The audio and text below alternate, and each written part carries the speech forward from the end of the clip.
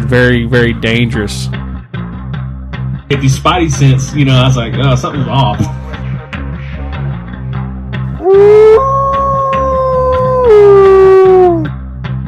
And I'm just like, man, I'm waiting to hear something, Keep that crowd warmed up. Is Mr. Yahola Tiger. What's going on, guys? Welcome to the 11th episode of the War Cry podcast. I'm your host, Yahola Tiger. Man, it gets kind of weird doing these sometimes. Like when I like go on like a little bit of a, not a hiatus, but like I don't do it for a week, I'll be like, dang, what am I going to say? I'm like getting all nervous and whatnot, but I was out last week, so made a little bit of a a life update with this. But so I took another job that's outside of Tulsa, and basically moved me and my family up to Yukon, Oklahoma, out western Oklahoma, or not western Oklahoma, West Oklahoma City, small town. So that's a little bit of a life update. That's why we didn't have an episode. I was moving. I realize I'm getting old when I'm like, boxes that never felt heavy are now heavy. I'll be like, dang, my back was hurting. I was all like, tired, but that's why there was no episode last week. And I want to say this too, because when I made that kind of that life update on Facebook, I know I had some people asking me, Yahola, what's going to be your fate with Unsolved Mysteries of the Reservation? Are you going to still be on the podcast? My answer is I don't know. I let those guys know, ahead of time that, hey, this is in the works and this is probably going to happen. I don't know what's going to happen. Different recording dates works, for everyone else, everyone. It's usually we record on Sundays. I was unable to record, what was it? The 29th, the Sunday the 29th. So there's 2 episodes coming out that I'll be on, and then there'll be multiple episodes without me. I'm not sure. I'm not sure what's going to happen, if I'm going to be able to get down there. I know that it being I'm 2 hours away, basically. It's just going to be harder and harder to be able to get down there, especially with my job and some of the things I do in my new job. It's going to be harder for me to basically get down there to record. So you may hear me pop in, pop out every now and then. Different episodes. Like I said, I don't like to give definitive answers when I don't know an answer. I guess what they call that, under promising, over delivering. But I know that they recorded 2 episodes, and I know that there's the episode that's coming out. So I'm recording this on Thursday. So on Friday, so this would be 2 days ago when you guys hear this. There'll be a highway episode, highway ghost episode. I think I am on that one. But like I said, there's gonna be 2 more, and then like I said, they'll have a few more episodes.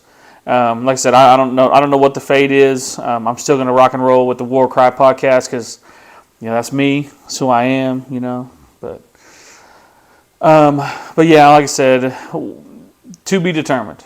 But I appreciate everybody that listens to the podcast and to my podcast, and also appreciate everybody that has listened to me on Unsolved Mysteries of the Reservation. That podcast to me is just so different than anything I've done in my life. It's just it's been amazing to especially talk and tell stories, and with Tyler, Russell, and Chris, and so it's definitely it's definitely hard not being on episodes. I love, I still listen to them, but like I said, this is a better kind of thing for me and my family personally, and like I said, to be determined, but I'm going to try to keep cranking out episodes of the War Cry, of this podcast, War Cry podcast. So without further ado, let's get on with the topic. And so, as you guys know, I like to get right to it. We're gonna get to it, nitty gritty.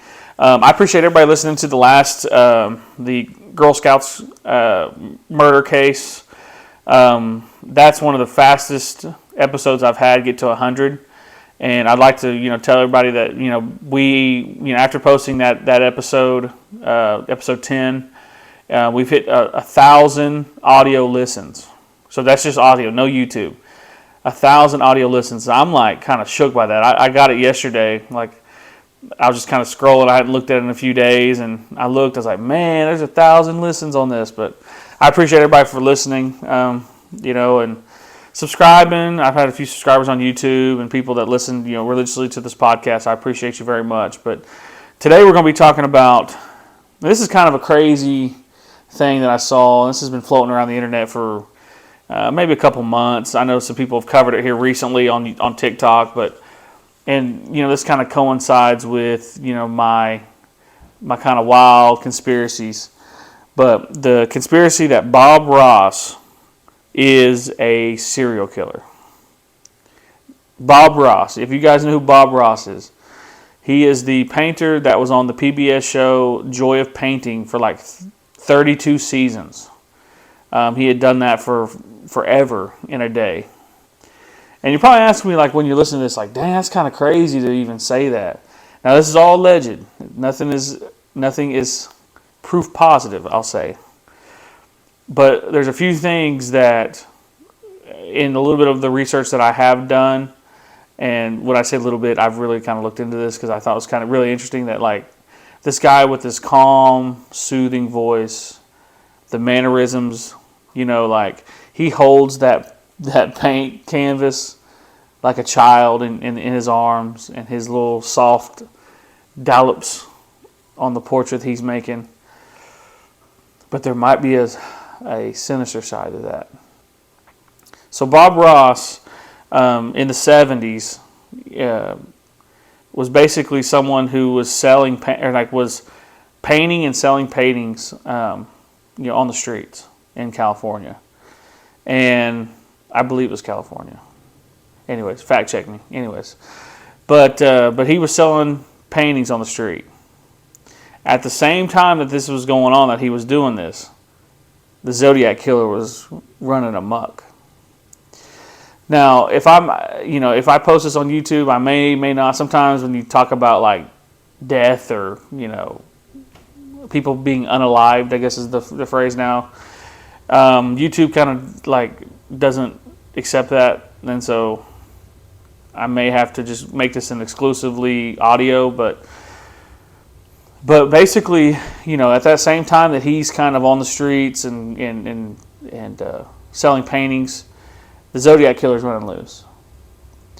And if you go do look up Bob Ross before the afro, and you look at the paint you look at the description of what the Zodiac Killer looked like. So the Zodiac Killer had basically glasses, kind of short hair, like kind of almost pulled back, like it was shorter hair, but it was like it was slicked back. He wore kind of like a button up with the sleeves rolled up, and then he had kind of a belt and jeans on. And sometimes he wore this hood. But one thing that isn't really talked about Bob Ross is that he was in the military, and he learned all these different kind of techniques on evasion, and he was really trained. He was a trained soldier. He was stationed up in Alaska, basically to because there's a base up because like Alaska's so close to Russia that obviously you gotta have somebody there. You can't just be like take care of yourselves, see what happens. Then the next thing you know, you got Red Dawn Part 3 on your hands. But but he was a trained soldier, and he was trained in a lot of the military tactics, like I said, evasion, weapons and things like that. So to me, I heard that when they said that they compared him to his picture. He looks, I'm not going to lie, I'm going to keep it a buck. He looks just like the Zodiac Killer. So then, in the 70s, Zodiac Killer's running loose and going crazy. Then, at the same time that, once the 70s over, the Zodiac Killer kind of just disappears. Bob Ross is also he ends up traveling to England. And when he traveled to England, around the same part of the part, I can't remember what part of England he was in, but he was in the UK of some sorts, or Europe. And at the same time, there was a woman that went missing. With him, like with him in the area, and she ended up murdered. They found her dead.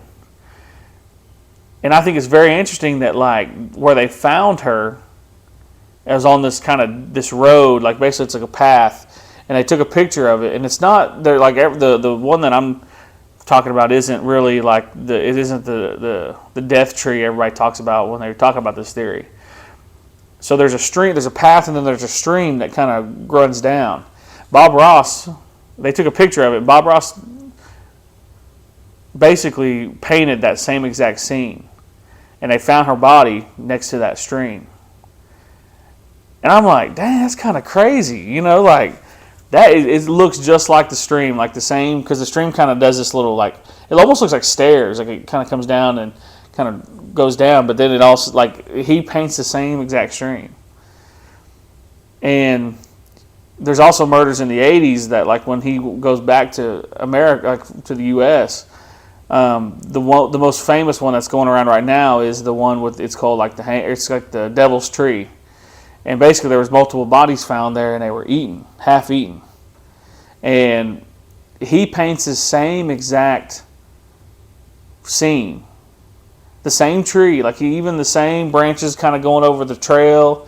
And off to the side, if you look in that painting, you can kind of see a little silver object kind of off to the side of the road that he painted. And it kind of looks like an axe or some type of metallic structure. And it's just really interesting. You're kind of like, dang, Bob Ross, what are you doing?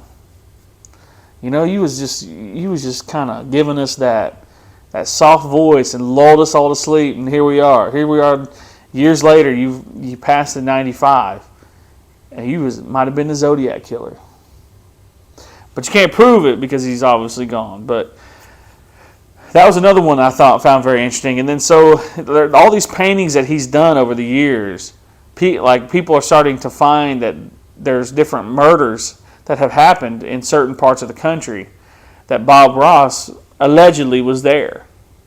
There was another one where there was a cabin and Bob Ross was painting this cabin and literally the trees around it were perfect. The same exact as this picture that was taken. And so a bunch of women were killed at this cabin. Another one, like I said, there's all these different, you had to go look them up. Like there was one where he painted just the trees and like some grass.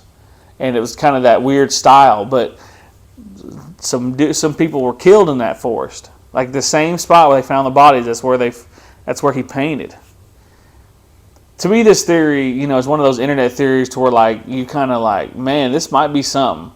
And then you have people that come in and be like, no, they end up coming in and debunking it. Like, oh, he wasn't here at this time. I have yet to see anyone try to debunk this. Now, you can't prove a lot of this. But to me, it's just very interesting that, like, you paint this cabin and this, you know, this devil's tree the same way. Now, one theory that I've seen was that maybe he was, like, you know, possibly buddies with I think his name was Carl Schaefer, who he killed and ate those women under that devil's tree. That might be, they said that there's an alleged kind of connection between them. They knew each other in some form or fashion. Now, I don't know if that's true. That's just internet. You know how internet goes, y'all. But I thought it was really interesting that, you know, that guy was convicted and thing. But, you know, but how is Bob Ross, you know, a little bit later painting it? Like, unless Bob Ross is like, you know what, I took inspiration from the devil's tree, which is kind of wild if you think about it. But I just find it very interesting with that theory, and you know, this is going to be a kind of a shorter episode. I just, you know, wanted to put this out there because if you have anything that like you found, like in terms of Bob Ross, you know, shoot me a DM or comment on my post or on YouTube or wherever, and let me know that you found more, because there's more and more paintings coming out. Like not every day, but like literally every week, people are going through his paintings and finding crime scene pictures that are matching his exact painting, which, if you think about it, he did probably about 3,000 to 4,000 paintings in his life. Unless he took inspiration from true crime and crime scene photos, that wouldn't make any sense how that would match up to me. But that's that neither here or there. But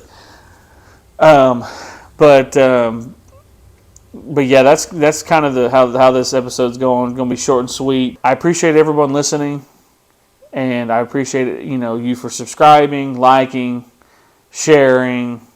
I had somebody on YouTube be like, "Man, I love that outro music. You need to promo that guy." I ain't gonna give the guy's name out because he would be shamed out because that's how he is.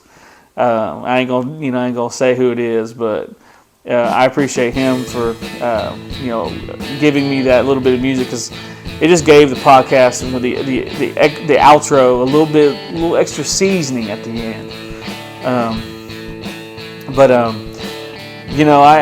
I hope that you guys enjoy this episode. I hope you guys enjoy the podcast. Let me know what you think. This is, like I said, this was kind of a weird kind of, I kind of wanted to mix it up. I had been talking about, kind of native things. I kind of wanted to hit a little true crime conspiracy because, we don't really know, and kind of mix it up. I don't like talking about the same stuff. But I appreciate you guys listening, and I'll catch you on the next one.